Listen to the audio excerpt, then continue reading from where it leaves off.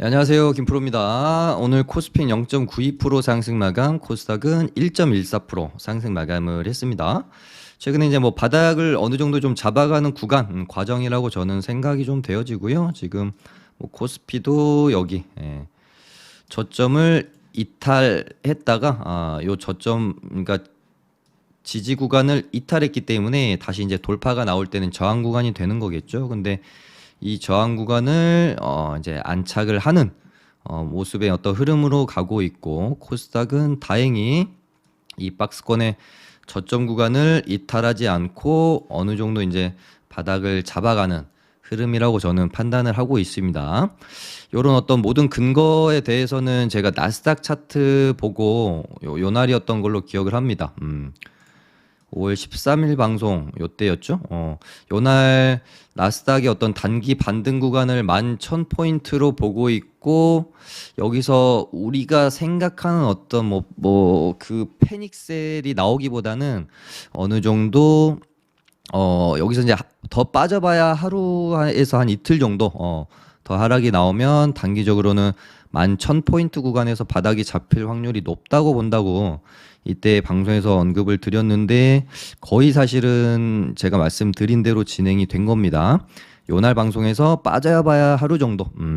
더 빠지면은 우리가 항상 바닥은 언제 잡히냐, 공포가 거의 이제 극에 달했을 때 단기 바닥이 나오는 거거든요. 그래서 정확하게 뭐 아직까지 이제 뭐 완전히 바닥이 나왔다라고 할 수는 없지만 이 추세의 구간에서 아마도 요번에는 조금 이렇게 이제 추가적으로 상단을 뚫어내는 반등이 한 번쯤은 나오지 않겠느냐, 그렇게 보고 있습니다. 다만 이제 뭐 작년 연말 대비 나스닥도 고점 대비해 가지고 한 32%가 빠지면서 코로나 폭락장 때 34% 조정이 나왔었거든요. 어느 정도 이제 지금까지 우려가 이제 계속 됐었던 기술주들의 뭐 버블, 이런 어느 정도는 해소가 되어졌다라고 보고 있습니다. 그런 어떤 근거도 제가 이 국면에서부터는 이제 기술주들, 그러니까 우리가 이제 성장주들이라고 부르죠. 성장주들과 가치주들의 퍼가 이제는 오히려 좀 역전되는 현상이 발생이 되어졌기 때문에 슬슬 이제 바닥을 잡아갈 수 있는, 그러니까 뭐 바닥이라는 표현보다는 밸류에이션 자체가 어느 정도 이제 그 거품은 많이 저는 사라졌다라고 판단을 한다. 그렇게 말씀을 좀 드렸었죠.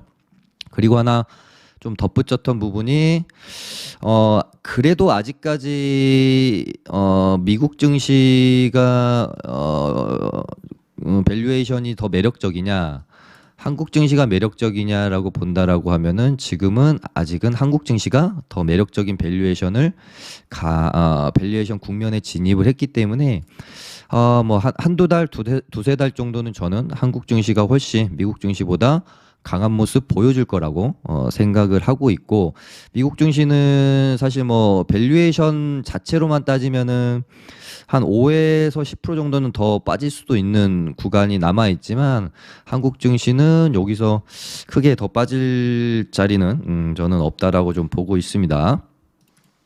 그래서 뭐 단기적으로는 코스닥은 저는 요 정도 구간까지 반등을 보고 있어요. 그래서 여기도 이제 지지 구간이었다가 여길 깨면서 투매가 나왔고, 다시 이제 돌아나간 반등에서는 여기가 이제 저항 구간이 될 거고, 21선도 이렇게 이제 버티고 있기 때문에 한 요 정도 구간, 800한 80포인트 정도까지는 단기적으로 반등이 좀 나올 수도 있겠다. 그리고 나서 또 이런 식으로 옆으로 기지 않을까, 그렇게 시장을 보고 있습니다. 그래서 이제 뭐 시장 분위기가 조금 이렇게 좋아질수록 사실 지금까지 이제 뭐 시장이 이제 폭락이 나오던 시점부터 해가지고 3월, 4월 계속해서 전쟁 테마들이 강세를 좀 보여왔고, 그 어떤 어떤 말미라고 표현을 해야 될까요? 얘네들도 이제 전쟁 테마도 거의 이제 2달 가까이를 재료로 좀 시장에서 쓰여지면서 피로도가 굉장히 지금 높은 상황이라고 저는 좀 보고 있어요.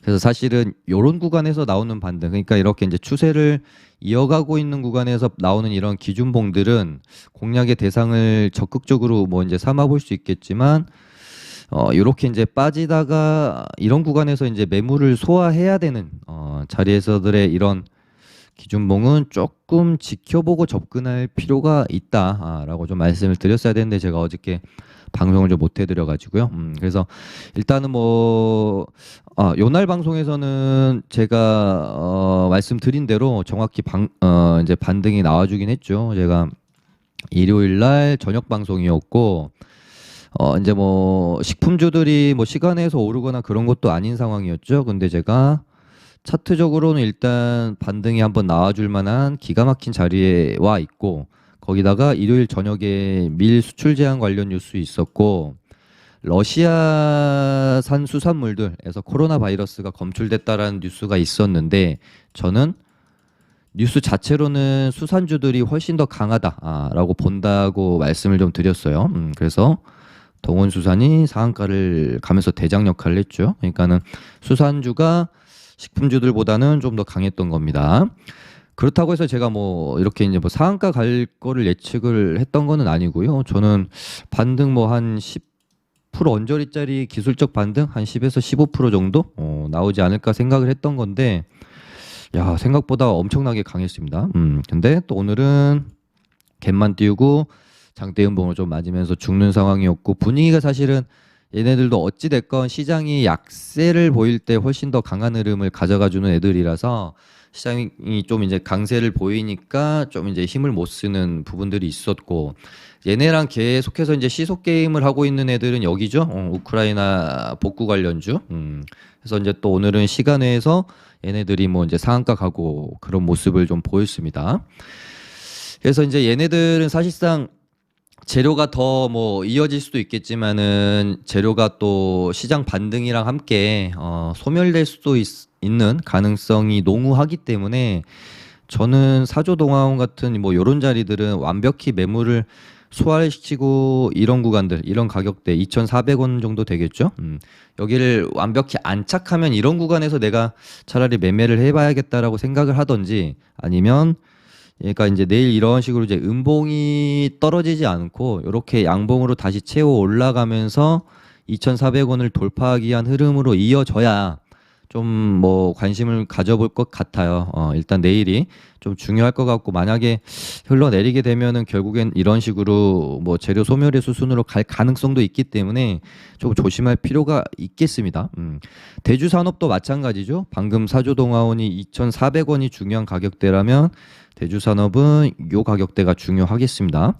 4,300원 정도 구간이 될 것 같고 얘네도 이렇게 이제 양봉을 채로 올라오면서 이렇게 이제 가는지 그러면 이제 요 구간 안에서 시세가 나올 수가 있겠죠. 아니면 이런 식으로 이제 흘러내릴 수도 있고요. 그래서 지금 식품주들은 사조 동아원이랑 대주산업이 차트의 위치도 그렇고 전고점을 돌파해 주느냐 마느냐의 구간이기 때문에 이렇게 두 종목 정도만 보시면 될 것 같고요. 팜스토리랑 뭐 고려산업 이쪽 애들은 아직까지는 뭐 주가의 위치가 그렇게 매력적이진 않습니다. 시세 내고 죽는 구간에서의 어떤 이런 구간에 있기 때문에 얘네들도 이제 이렇게 이제 돌파해주면 좋은데 어쨌든 얘네가 이 구간을 뚫어내려면은 사조 동아원이랑 대주산업은 전고점을 넘어서 있는 상황일 거예요. 대주산업은 이제 전고점을 여기보다는 약간 여기로 보시는 게 조금 더 지금으로서는 좋을 것 같긴 합니다. 네, 그리고 뭐 팜유 관련주들은 제가 한 두어 차례 언급 드렸잖아요. 제가 요날 방송인가 이제 팜유 이게 식용유 관련해 가지고 재료가 이제 조금 죽을 수도 있는 뉴스가 이날 이제 나왔기 때문에 뭐 이제 수출 금지까지는 하지 않겠다 뭐 이런 뉴스가 있었기 때문에 조금 재료 소멸에 대해서 조심하자 그렇게 방송했었는데 이렇게 죽어버립니다. 아무튼 얘네는 조만간 관종 삭제를 좀 할지도 모르겠고 원자재 쪽도 결국에는 지금 이제 인플레이션에 대한 피크아웃 논란이 좀 나오고 있는 상황이고 시장도 반등을 만약에 좀 세게 하게 된다면 엄청 그렇게 힘을 쓰긴 힘들 거예요. 어쨌든 뭐 다 같은 뭐 맥락의 재료들이기 때문에 그래서 원자재 관련주들도 아주 적극적으로 보기엔 조금 지금으로서는 좀 그렇다. 시장이 이제 뭐 반등 나왔다가 조정 보일 때 한 번씩 마켓 트레이딩 관점으로 뭐 접근해 볼 수는 있겠습니다. 뭐 대신에 오늘 이제 식품주에서 갑자기 이제 가스 쪽으로 수급이 이동하는 모습을 보였습니다. 그래서 뭐 대성산업 상한가 나왔고 대성에너지나 뭐 GSE 같은 애들 반등이 좀 나오다가 이제 얘네들도 이제 윗꼬리 달고 좀 많이 죽는 모습이었는데 얘네들도 마찬가지죠. 이런 식으로 다시 이제 채워 나가는 흐름이 나와줘야 공략을 해볼 수 있을 것 같고요.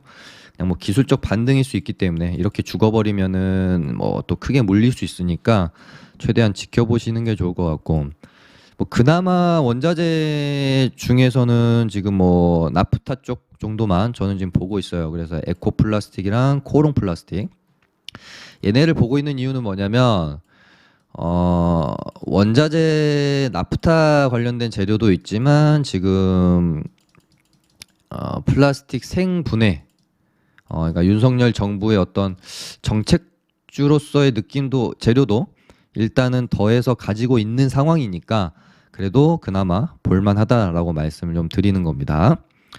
그리고 나서 우크라이나 복구 관련 테마는 처음 딱 나왔을 때부터 제가 드렸던 말씀이 있습니다. 얘네는 뭐 정말 전쟁이 뭐 휴전이 되거나 종전이 되고 하면 뭐 예전에 우리 뭐 남북경협주만큼은 아니더라도 정말 꽤, 꽤 강한 시장의 어떤 주도 테마가 될 가능성이 굉장히 클 것 같다.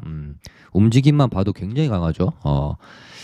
그래서 이제 항상 이런 어떤 주도 테마가 형성이 되면 강한 테마들의 특징은 이제 종목 순환매가 돌아준다라는 거기 때문에 지금 뭐 데모랑 현대 에버다임이 대장이었는데요.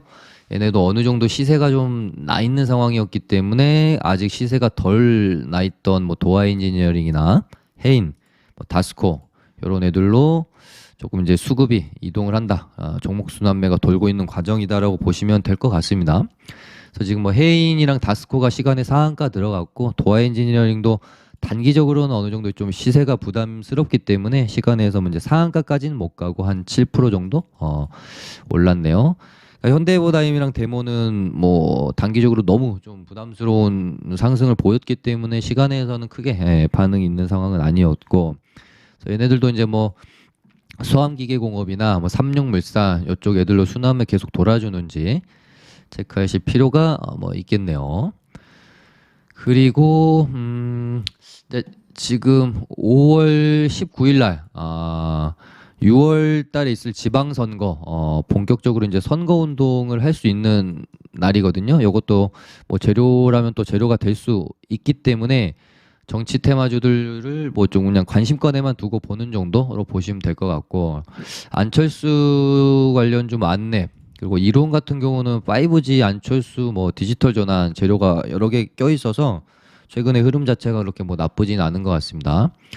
대신에 제가 그 이재명 관련주들 뭐 GL팜텍이나 프리엠스, 토탈소프트 이런 애들 바닥권에서 이렇게 이제 급등 나왔을 때는 제 방송 돌려보시면 정확히 언급드렸던 게 이렇게 이제 역배열해서 그냥 단발성 이슈로 쭉 뽑았다가 GL팜텍은 이제 뭐 개별 뭐 여성 호르몬제 재료도 좀 있었던 것 같고 이런 애들이 특히 이제 프리엠스 같은 종목들 설명드리면서 뽑았다가 그냥 힘없이 이렇게 이제 죽어버릴 가능성도 굉장히 크기 때문에 121선 안착하는 거 보고 이렇게 가는 흐름을 노려보라고 말씀을 드렸습니다. 아니면 조금 기다린다거나 근데 여지없이 맞고 좀 떨어졌죠. 물론 이제 뭐 6월 지방선거 앞두고 이런 식으로 파동을 만들어갈 수도 있기 때문에 이렇게 이제 다시 121선 붙여 놓는지 그거를 좀 확인하실 필요가 있겠다. 그 다음에 원전주들은 아무래도 시장 참여자들이 워낙 관심을 가지고 계속 지속적으로 쳐다보고 있는 종목들이기 때문에 굉장히 좀 무거울 수밖에 없어요. 특히나 뭐 엊그제 방송에서 뭐 이제 원전주들은 지금 뭐 희망이라고 해야 될까요? 다시 이제 원전주의 불씨를 살릴 수 있는 종목이 지금 우진밖에 없다. 얘가 연합 방송에서 말씀드렸죠. 그래서 얘는 아마 웬만하면 한 15,000원까지는 단기 반등이 나올 가능성이 크다. 그러고 나서 뭐 이렇게 다시 눌렸다가 이렇게 2차 파동으로 넘어가는지 좀 기대를 해볼 수 있을 것 같고, 우진 말고는 일단은 당장 한번 좀 땡겨주겠다 싶은 애들이 좀 많이는 없어요. 일단 한신기계가 이런 파동을 그리면서 간다라고 치면 이런 식으로 회복이 될 수는 있겠습니다. 다만 원전 테마도 약간 이제 그 시장에서 피로도가 좀 높은 상황이긴 해요. 그래서 어떻게 흘러갈지 좀 지켜봐야 될 것 같은데, 움직임 보면은 우진이 여기서 쉽게 죽을 것 같진 않아서 뭐 이렇게 가다가 또 어느 순간에 한번 뽑아주면 전체적으로 분위기가 확 살아날 수 있거든요. 그럼 이런 애들도 뭐 이런 식으로 이제 반등 나올 수 있으니까 원전도 뭐 계속 지켜볼 필요는 있겠고, 그 다음에 20일 날 금요일이죠. 금요일 날 바이든 대통령 방한 이벤트가 또 있습니다. 그래서 지금 볼 거는 반도체 투자 관련해서 광면전기, 일진전기, 생명전기 이렇게 세 종목 있는데, 이미 조금 이제 시세가 나서 금요일까지 해가지고 좀 조정 나왔다가 주말 동안에 뭐 어떤 이슈가 발생되면은 월요일 날 뭐 시가 갭이 뜬다든지 반등이 좀 나온다든지 이런 흐름으로 갈 수도 있을 것 같고, 그다음에 뭐 바이든 방한 관련해서 현대차 미국 공장 테마인 재료인 구형테크, 얘가 지금으로서는 뭐 대장 같은데, 얘도 조금 이제 때가 좀 많이 타기는 했는데요. 그래도 워낙 끼가 좋은 애라서 뭐 이렇게 이제 뽑아줄 수 있으니까 흐름 지켜볼 필요 있겠고, HLB 그룹주들은 상한가 나온 날 제가 방송에서 말씀을 드렸죠. 얘네는 한 번 재료 가지고 뽑기 시작하면 쉽게는 안 죽는다. 네, 여전하죠. 뭐 이런 구간들 보시면 한 번 일단 뽑으면 세력 들어오면 쉽게는 안 죽습니다. 멋있죠. 이번에는 뭐 어떻게 될런지 저는 뭐 솔직히 뭐 예측하기 힘든데, 일단 단기적으로는 시세가 좀 많이 났으니까 조금 뭐 눌렀다가 또 갈 수도 있고요. 일단 얘네들도 지켜는 보시죠. 그다음에 이제 시장이 강세를 보이면 전쟁 테마 이쪽 애들은 좀 죽고, 시장이 뭐 좋을 때 좀 강한 애들, 좀 조정 받았던 애들이 튀기 시작하는데, 지금 뭐 로봇 관련주 뭐 휴림 로봇 돌림 반등이 좀 나오고 있는 상황이고, 뭐 UAM도 시장이 강세를 보일 때 좋을 수 있는 테마 중에 하나죠. 그 다음에 예전에 그 요때 윤석열 정책주들이랑 뭐 이렇게 이제 로봇 테마주들이랑 해서 테마주들 굉장히 좋았던 때거든요. 3월 중순부터 4월 뭐 한 초까지. 요때 자동차 부품주들이 한번 돌만한데 안 돈다, 그렇게 한번 언급을 드렸던 적이 있는데, 요번에 혹시 시장이 반등이 나오면서 어떤 재료들이 한번 어떤 뭐 테마 섹터가 반등이 좀 나와줄까 고민하다가 최근에 뭐 자율주행 쪽이나 자동차 부품주들이 나쁘지 않은 것 같아서 일단 보고 있었는데, 모트렉스가 무상증자 재료가 나오면서 일단 급등이 나왔고요. 최근에 특히 이제 뭐 노토스, 얘도 진양곤 회장 관련주죠. 아무튼 그 그러니까 진양곤 회장이 HLB 회장입니다. 이분 엮인 종목들은 아무튼 한번 뭔가 세력 들어오면 장난 아닌 것 같아요. 아무튼 이제 노토스도 그렇고 태웅로직스도 그렇고 무상증자 이슈가 최근에 시장에서 재료가 굉장히 좋아서 모트렉스도 좋은 모습 보여줄 수도 있을 것 같은데, 어찌됐건 뭐 이렇게 되면 이제 뭐 자율주행 쪽 애들 투심이 살아날 수 있겠죠. 그래서 지금 보고 있는 거는 텔레칩스가 여기서 차트 이쁘게 만들어 놓더니 한번 빼고 바닥에서 급하게 좀 올려놓고 있어요. 그래서 여기까지 이제 다시 올려놓고 다시 이제 눌렀다가 이런 식으로 갈 수가 있어서, 뭐 인포뱅크, 뭐 현우사람 이런 애들 뭐 바닥권에서 좀 올라올 수 있거든요. 그래서 뭐 관심권으로 좀 보시면 될 것 같습니다. 네, 그러면은 뭐 오늘은 요 정도 하고요. 저희 뭐 무료 체험방 연락 주시면 링크 드리니까요. 카톡으로 뭐 연락 주시면 될 것 같고, 좋아요 많이 눌러 주시고요. 내일 뵙도록 하겠습니다. 감사합니다.